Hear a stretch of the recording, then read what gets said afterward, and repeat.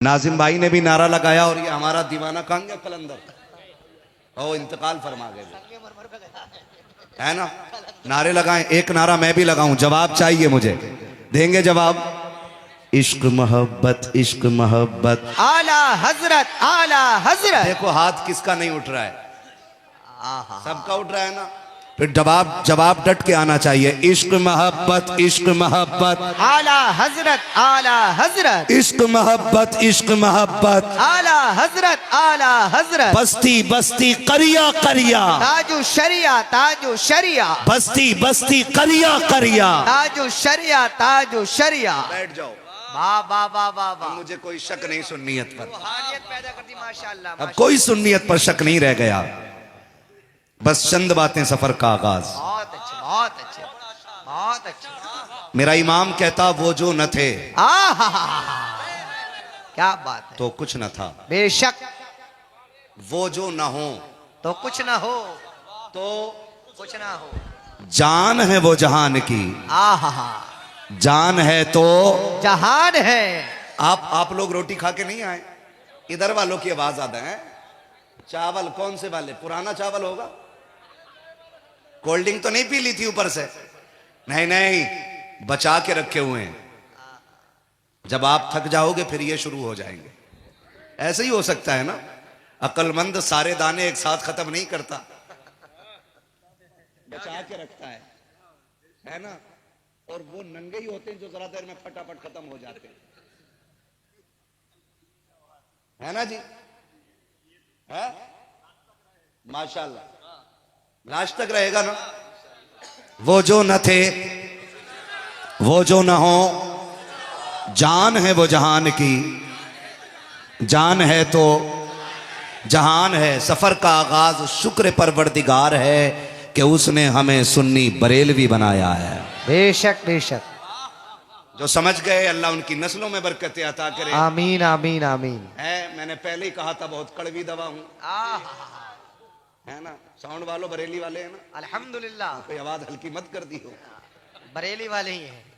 हाँ, शुक्र परवरदिगार है कि रब ने हमें और आपको सुन्नी जी बरेलवी बनाया है। बेशक इसका इजाफा करो, सुन्नी बरेलवी बनाया है। बरेलवी बनाया है।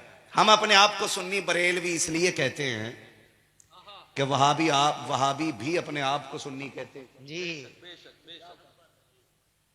हाँ, अहले हदीस कहते हैं हम सबसे बड़े सुन्नी, जुब्बाई कहते हैं हम सबसे बड़े सुन्नी, बाबाई कहते हैं हम सबसे बड़े सुन्नी, और मवाली कहते हैं हम सबसे बड़े सुन्नी। तो फिर कौन से वाले सुन्नी हो? फैसला आप कर लो। हाँ, कौन से वाले सुन्नी हम? बरेलवी सुन्नी। बेटे टीटीएस पे एतराज हो सकता है, कोई भी अपने आप को टनाटन सुन्नी कह सकता है, इसलिए एहतियात की जबान इस्तेमाल करो। हाँ, क्या बात है। मैंने दरवाजे पे लिखा है, क्या है, जब से लिखा है मैंने दरवाजे पे आला हजरत, कोई गुस्ताख नबी घर मेरे आ आहा कोई गुस्ताख नबी घर मेरे आया ही नहीं। लौट कर आ गया मक्के से मदीना न गया, कैसे जाता जब आका ने बुलाया ही नहीं। या नबी आपके जैसा कोई आया ही नहीं। सलामत रहे।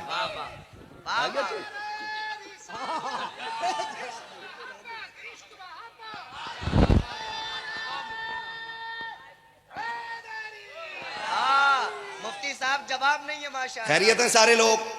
शुक्र परवरदिगार है कि रब ने हमें सुन्नी बरेलवी बना। सारे बोले सुन्नी सुन्नी बरेलवी बनाया है। सुन्नी बरेलवी बनाया। बरेलवी बनाया है।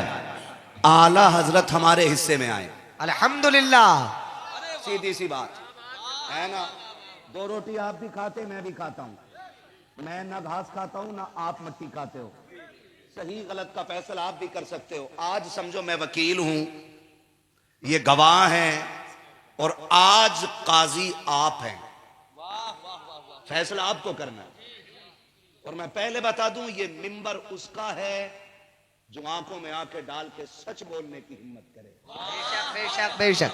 बहुत अच्छी बात, बहुत अच्छी। ना इस पे दलाल की कम जरूरत है, न इस पे चुगलखोर की जरूरत है, न इस पे दीन फरोश की जरूरत है, न इस पे ईमान फरोश की जरूरत है। और मेरे नबी का दीन लावारिस नहीं है, बेशक। हल्के में ना लेना, लिमिट में रहना। उमर नबी के बगल में सोए हैं, अगर आका ने इजाजत दे दी तो तलवार उठने में देर नहीं लगेगी। सीधी सी बात है, हाँ जी, साफ सी बात है। हम सुन्नी, बोलो यार, सारे सारे सुन्नी बैठे हुए हैं यार। हम सुन्नी बरेलवी हैं। आला हज़रत हमारे हिस्से में आए, अल्हम्दुलिल्लाह। ठीक है ना। पहले रुक के एक बात कहूँ ना, कई मसाइल ऐसे होते हैं कि हम ही आपस में कहते हैं वो हो हुजूर तो हुजूर, हुजूर हजरत अबू बकर, हजरत उमर, हजरत उस्मान गनी, हजरत मौला अली हजरत, और ये इमाम अहमद रजा खान आला हजरत। ये आला कैसे हो गए? ये तो उनसे बड़े हो गए है भाई। दादा को बहुत से लोग कहते हैं बड़े अब्बा, तो बड़े अब्बा तो हजरत आदम है, तो फिर तेरा बड़ा अब्बा हजरत आदम से बड़ा हो गया। कहते हैं नहीं जी, इस दौर में मेरे जितने अब्बे हैं ना रिश्ते में, उनमें सबसे बुजुर्ग यही वाले अब्बा हैं, इसलिए बड़े अब्बा कहा जाता है। बहुत अकली मिसाल दी है। वाह वाह वाह वाह वाह। फलसफी बात नहीं कर रहा हूँ, एक मोटी सी बात कर रहा हूँ जो सबके जहन में आ जाए। है जी, बड़ा अब्बा, जबकि सबसे बड़े अब्बा हजरत आदम अलैहिस्सलाम। ये तो अल्लाह की मर्जी है। कहीं पूछो शजरे का पहले मैसेज आ जाए, शजरा पढ़ दिया, वो भी पढ़ा जाएगा, लेकिन अभी पहले और तो कुछ पढ़ लूं। अल्लाह का शुक्र है, हमें तारीख पढ़ना भी आता है, अल्हम्दुलिल्लाह। हमें फजर की अजान पढ़नी भी आती है, हमें नींद की दुआ पढ़नी भी आती है, और जब दिल मुर्दा होते हैं तो हमें नमाज जनाजा पढ़नी भी आती है। ये आपकी मर्जी है, सुनना क्या चाहते हैं, सोने की दुआ के फजर की अजान। बहुत समझदार लोग, क्या सुनना चाहते हैं? फजर की अजान। हाँ, तवज्जो है ना सारे लोगों की। काम तो वही कर लिया कि इंशाल्लाह फजर होनी चाहिए, इंशाल्लाह। लेकिन नहीं, बस जितनी देर आप सुने उतनी देर मेरी बात हो जाए, है ना। बस तवज्जो करें। मैं क्या कह रहा था अभी आपसे? आला हजरत क्यों? तो आला हजरत अपने दौर में सारे हजरतों के हजरत थे। एक मोटी सी बात बता रहा हूं, सारे हजरतों के हजरत आला हजरत थे। दुनिया के किसी कोने में भी अगर कोई मसला फंस जाता तो हल होने के लिए उसको बरेली लाया जाता था, इसलिए वो आला हजरत है। क्या है वो? आला हजरत का फिर इमाम क्यों? इमाम तो चार हैं, इमाम तो बड़ा मसला है। दिल के पपोले जल उठे सीने के दाग से, इस घर को आग लग गई घर के चिराग से। ये भी एक अटकी रहती है हड्डी गले में। वो इमाम क्यों? इमाम तो चार हैं। तो मैं कहता हूं वो चार भी इमाम क्यों? इमाम तो एक ही है जो मेरा नबी है, इमामुल अंबिया है वो। ये एतराजों की लाइन खत्म नहीं होगी। इमाम तो एक ही है जो मेरा नबी है, ठीक है ना।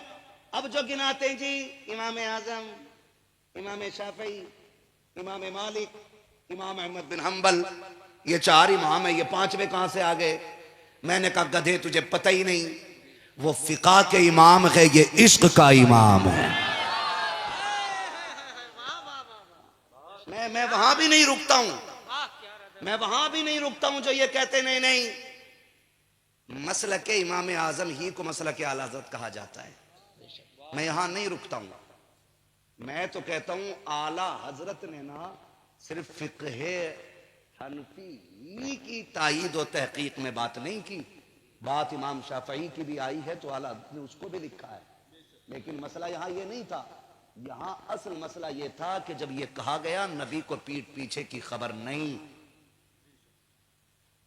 तो ये बात शाफइयों के भी खिलाफ थी, हम्बलियों के भी खिलाफ थी, हनफियों के खिलाफ थी और मालकियों के भी खिलाफ थी।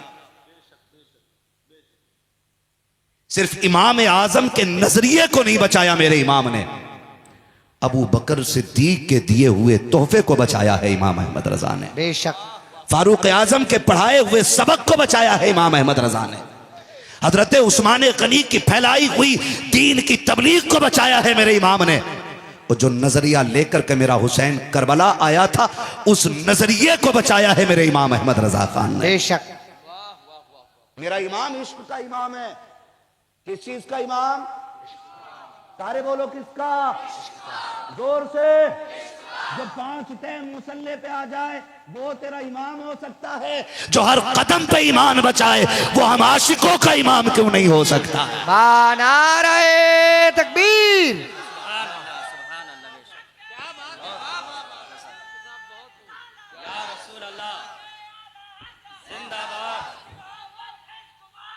आला हजरत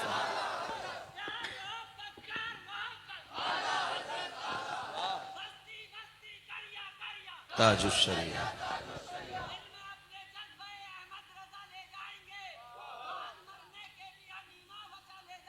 इंशाअल्लाह।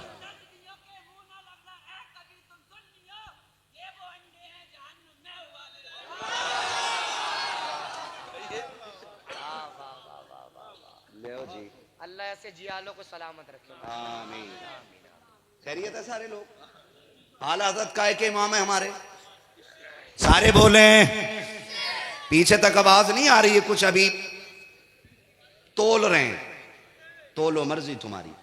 यहां नहीं तो घर लेट के सुभान अल्लाह कह देना, है ना? आला हज़रत हमारे इश्क के इमाम है ना? कोई कहता है वो वली नहीं थे, कोई कहता वो बड़े मौलाना थे, कोई कहता नाते बहुत लिखी उन्होंने। हाँ, यहां पे ही ना भैया, हर जगह सुन्नियों में ऐसी लेदे मची है।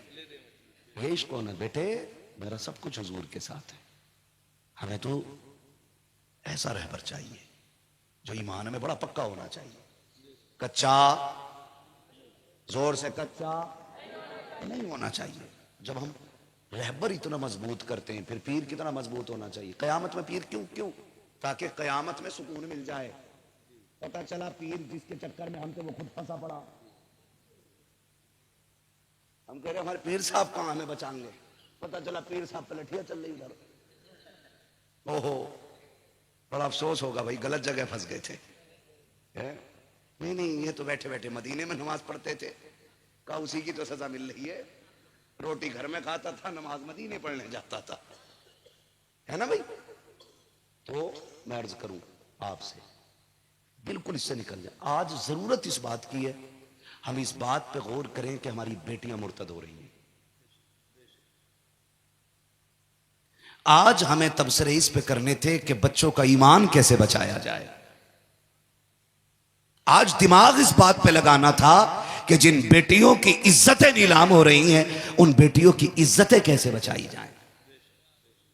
आज इस बात पे फिक्र करने की जरूरत थी, आपस में लड़ने की जरूरत नहीं थी। ये उम्मत बड़ी मेहनत से बनी है और ईमान बड़े कच्चे हम लोगों के। हमें क्या लगता है 4 नारे लगा लिए ईमान पक्के हो गए?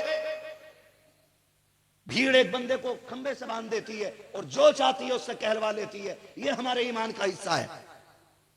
मैं सलाम करता हूं फिलिस्तीन के उस बाप को जिसके अभी 18 महीने के बच्चे को उसकी गोद से छीना गया, सिगरेट से 18 माह के बच्चे को जलाया गया, और जब बाप को ना तोड़ा पा सके तो बच्चे की पिंडलियों में कीलें ठोक दी। लेकिन उस बाप ने ना मजबूत खड़े हो के बताया कि तुम भूल गए हो, लेकिन हमें याद है ये जो तुम बच्चों के साथ सितम कर रहे हो ना, ये तुम्हारा आज का बुग़्ज़ नहीं, ये हैदर कर्रार की उस मार का दर्द है जो तुम मुसलमान के बच्चों से भी घबरा जाया करते हो। हाँ, आज इस ईमान की जरूरत है। इस ईमान की सिलेंडर ना मिला तो किसी भी पार्टी में घुस गए। ये लिया सिलेंडर तुम्हारे यहां तो हमें पहुंचवा दियो यार। अभी तो मिल लिया होगा, पता चलेगा आगे कुछ लिखे, है ना भाई? खैरियत है सारे लोग। ईमान, आज हमें इस पे बात करनी थी, इस पे बात करनी थी। माफ कीजिएगा, शादियां सब में हो, तुम्हारे यहां शादियां होती हैं? पीछे मुड़ के क्यों देख रहे हो रही आज भी, है ना? अच्छा, वो पटाखे शादी के ही थे? चलो मैं आपसे कुछ बात कर लूं। शादी सबकी होती है ना? दिल पे हाथ रख के बताइए, हमारी शादियों में गैरत कितनी रह गई है? जो बुजुर्गों पे भौंकते हैं, जो वलियों पे भौंकते हैं, जो मीटर लिए घूम रहे हैं, उनके घर में चेक करो कि शरीयत की पाबंदी पूरी हो रही है। जो हमें इस्लाह करनी चाहिए थी वो जरूरी ये था कि हम अपनी बेटियों के सरों पे दुपट्टे ले आए। ये तो हम ना कर सके, आपस में एक दूसरे को नोच के खाने लगे पागल कुत्तों की तरह। आज हाल क्या है, अल्लाह माफ करे, देख लेना तमाशा। वलीमे में चले जाओ, बारात में चले जाओ, अब तो औरतें चल रही हैं बारात में गाड़ियों भर भर के। मुझे आपके यहां का नहीं पता है, लेकिन अक्सर अब औरतें भी 10-5 चली जाओ दूल्हे के साथ, और वलीमे में चले जाओ तो गैरतमंद बंदा खाना नहीं खा सकता है। सब एक जगह गठबंध है, किसी के सर पे दुपट्टा नकी है। मैं पूछना चाहता हूं, क्या ऐसी माओ की गोद से सलाहुद्दीन अय्यूबी आएगा जो एक दावत के लिए दुपट्टा उतार दे? क्या ऐसी मां की गोद से खालिद बिन वलीद जन्म लेंगे जो एक दावत के लिए अपने सरों को नंगा कर दे? मुझे बता तो सकी, कहां से आएगा साबिर कलियरी कवारी जब बेटियों के सरों पे दुपट्टे नहीं होंगे? कहां से आएगा अजमेर वाले आका का गुलाम जब बेटियां नंगे सर रोटियों पे टूट पड़ेंगी? आज जरूरत इसकी नहीं है। मुझे तो कभी कभी सोचने पे मजबूर कर देती है, फलस्तीन की वो बेटी जब उसका इंटरव्यू लिया गया, कहा बेटी बता तो सकी, तू तो घर में भी नकाब में है, सफर में भी नकाब में है। उसने कहा ताज्जुब इस पे ना कर कि मैं घर में नकाब में हूं, ताज्जुब तुझे इस बात पे होगा हम सोते भी हैं तो नकाब पकड़ के सोते हैं। कहा किस लिए? कहा हम डरते हैं, पता न कि कब हम सोए हो और आतंकवादियों का कोई बम आकर के हमारी छत पे गिरे और वो मलबा हमें दबा दे। हम जानते हैं जब हम दब जाएंगे निकालने वाले आएंगे, बचाने वाले आएंगे। हम मरना गवारा करते हैं, लेकिन ये सोच के नकाब नहीं उतारते कि अगर कोई हमें निकाले तो कोई बेपर्दा ना देखे। नबी के दर की शहजादी पर्दे में नजर आनी चाहिए।